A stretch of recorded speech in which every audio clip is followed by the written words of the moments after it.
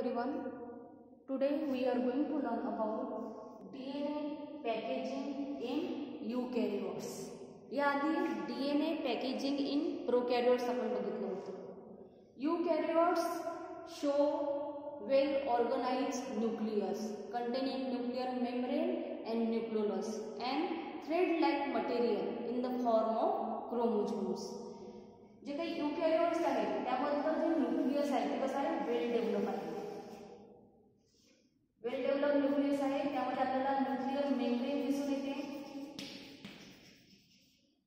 Thread like material in the form of chromosomes आणि nucleolus सुद्धा आपल्याला यामध्ये दिसून येते. हे काय आहे, nucleus. Eukaryotes show well organized nucleus. In eukaryotes, organization of DNA means packaging of DNA is much more complex.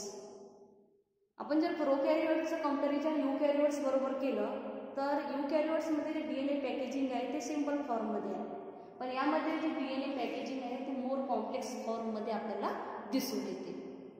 Histone protein are required. Histone काय आहे, प्रोटीन आहे. Histone proteins are required for the packaging of DNA in eukaryotes. Histone is a protein that rich in amino acid.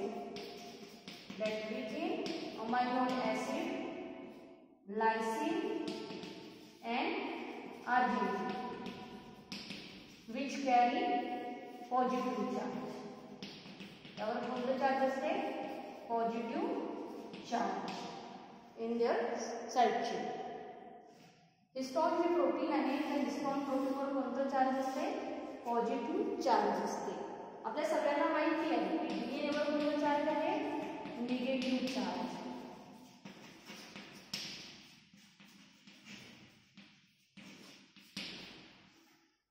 Histone काय आहे, protein आहे, they carry positive charge. 8 molecule of histone get organized to form histone octamer. किती molecule, 8 molecules. 8 molecule of histone काय organise करते, histone ऑक्टॅमर. यामध्ये 2 molecule of each 4 types of histone. 4 टाइपचे histone आहेत, H2A, H2B, H3 and H4. हे 4 टाइपचे histone आहेत. या प्रत्येकाचे 2 molecule. 2 molecule of each 4 type of histone get organized histone octamer. या डायग्राम मध्ये तुम्हाला दिसत आहे 1 2 3 4 5 6 7 8 असं 8 मॉलिक्यूल दिसत आहे. 8 मॉलिक्यूल ऑफ हिस्टोन काय तयार करते, हिस्टोन ऑक्टॅमर तयार करते. DNA वर कोणतं चार्ज आहे, negative charge. Negative charge DNA वर निगेटिव्ह चार्ज आहे आणि DNA कशावर रॅप होते, DNA is wrapped around the positive charge of histone octamer. हे जे DNA आहे हे DNA ह्या हिस्टोन ऑक्टॅमरवर कसं आहे, रॅप झालेला आहे, wrap around the histone octamer to form a structure. त्या स्ट्रक्चरला म्हटले जाते न्यूक्लियोझोम्स. हे काय आहे, स्ट्रक्चर आहे कंप्लीट न्यूक्लियोझोम्सचं स्ट्रक्चर आहे. यामध्ये तुम्हाला H1 दिसत आहे. H1 देखील हिस्टोन आहे. H1 protein bind DNA thread where it enter and leave the nucleosomes. Okay, त्यानंतर पुढे आपल्याला यामध्ये बघायचं आहे under the electron microscope nucleus show chromatin material. Nucleus काय शो करते, क्रोमॅटिन मटेरियल शो करते. Nucleosomes in chromatin nucleosomes in chromatin are seen as bead on string. कोणत्या फॉर्ममध्ये आपल्याला दिसते ते बीड्स ऑन स्ट्रिंग. जसं धाग्यामध्ये आपण मधी ओवतो तशा प्रकारे याची आपल्याला अरेंजमेंट दिसून येते. यामध्ये तुम्हाला कोर डीएनए नाव दिसत आहे. यामध्ये लक्षात ठेवायचं काय आहे DNA. DNA wrap around the octamer. DNA काय झालं कोणाला रॅप झालं ऑक्टॅमरला रॅप झालं. As 1 and 3/4 turn. यामध्ये पहिलं टर्न कंप्लीट झालं. जसं इथनं डीएनए असं रॅप झालं ऑक्टॅमरला त्याने पहिलं टर्न काय केलं कंप्लीट केलं. पण दुसरं टर्न हे काय झालं इनकम्प्लीट आहे. मीन्स 1 and 3/4 टर्न इतकंच त्याने टर्न केलेलं आहे. यालाच म्हटलं जाते दिस इज कॉल्ड कोर डीएनए. याला काय म्हटलं जाते core DNA. It consist about 146 base pair. यामध्ये किती बेस पेअर आहे 146 बेस पेअर आहे. त्यानंतर ॲडजसंट न्यूक्लोझोम्स. हे काय आहे न्यूक्लोझोम्स आहे. Adjacent nucleosomes are linked with a small segment of DNA. डीएनएच्या स्मॉल सेगमेंटने या दोन्ही न्यूक्लोझोम्सला एकमेकांना जॉईन केलेलं आहे. त्यालाच म्हटलं जाते लिंकर डीएनए ऑफ अबाउट किती 54 बेस पेअर. आणि यापासून एक कंप्लीट असा न्यूक्लोझोम्स तयार झालेला आहे. Each न्यूक्लोझोम्स contain 200 base pair long of DNA helix. DNA जे आहे ते किती बेस पेअरचे आहे 200 base pair long. Okay. Each this bead on string get condensed and form nucleosomes fiber. त्यापासून काय तयार होते न्यूक्लोझोम्स फायबर्स तयार होतात. न्यूक्लोझोम्स फायबर आपल्याला विच इज 10 नॅनोमीटर. हे नॅनोमीटरचे आहे. 10 नॅनोमीटर मीन्स 100 एंस्ट्रॉइड. काय म्हटलं this bead on string get condensed and form nucleosome fiber which is 10 nanometer. This long and thin nucleosome fiber is coiled like a telephone wire to make solenoid fiber.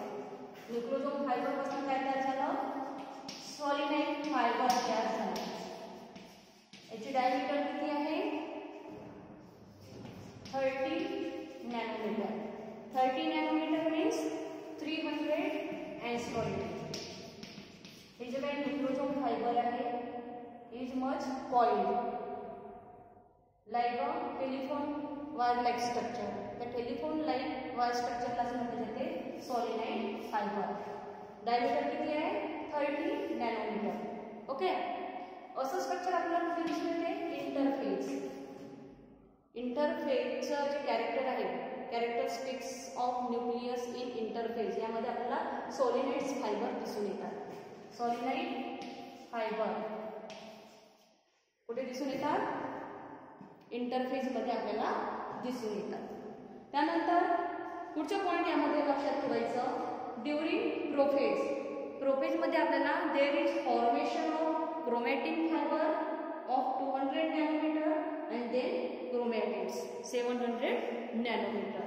हिचे सॉलिनाइड्स fibre आपल्याला कुठे दिसून येते interphase मध्ये अशा प्रकारचे fibre आपल्याला दिसून येतात. हे जे फायबर आहे हे पुन्हा कॉइल होतात सुपर कॉइल होतात आणि त्यापासून काय करतील क्रोमॅटिन फायबर. किती नॅनोमीटरचे असतात 200 नॅनोमीटर त्यांची डायमीटर असते.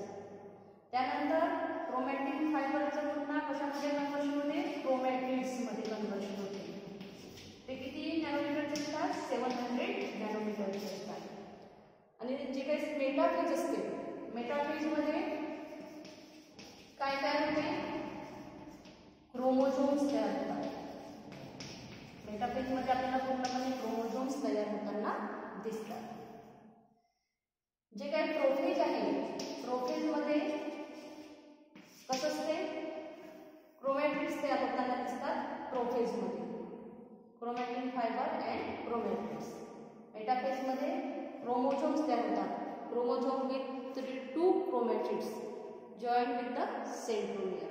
आपल्याला माहिती आहे सेंट्रोमियर आहे आणि क्रोमॅटिड्सचं त्या सेंट्रोमियरला जॉईन होतात आणि या स्ट्रक्चरला म्हटलं जाते क्रोमोझोम्स. ओके. नाऊ यामध्ये आणखी एक टर्म देण्यात आलेली आहे, packaging of chromatin at higher level need addition set of protein that are called non-histone chromosomal protein. What is meant by non-histone chromosomal protein? पुढची टर्म आहे non-histone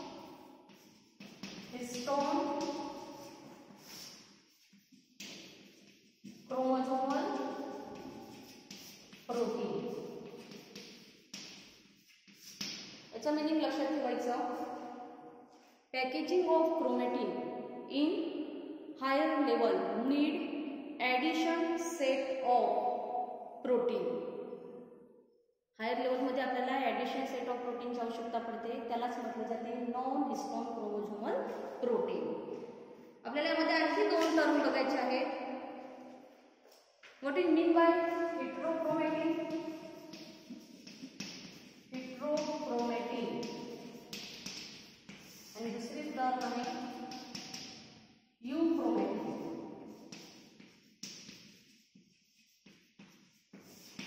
हेटेरोक्रोमॅटिन हे हायली कंडेन्स फॉर्म मध्ये असते, आपल्याला हायली कंडेन्स फॉर्म मध्ये दिसून येतात आणि यामध्ये जे काही जेनेटिकली ते काय असते, इनएक्टिव्ह असते.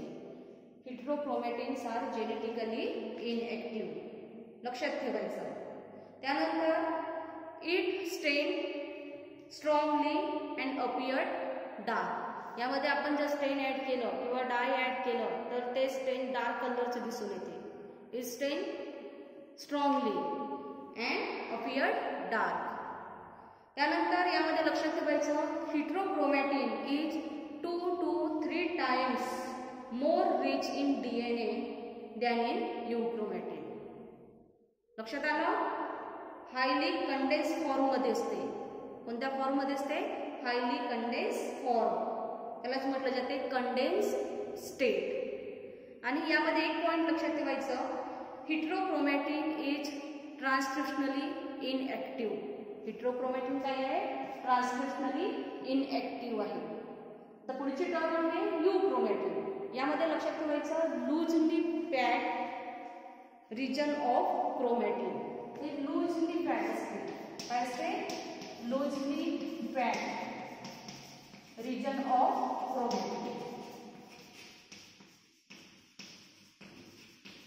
नॉट कंडेन्स फॉर्म, आपल्याला कंडेन्स फॉर्म मध्ये दिसत नाही, जास्त कंडेन्स होत नाही, लूजली फॉर्म मध्ये असतात. And euchromatin is genetically active. Genetically कसं असते हे? Genetically active, much more active.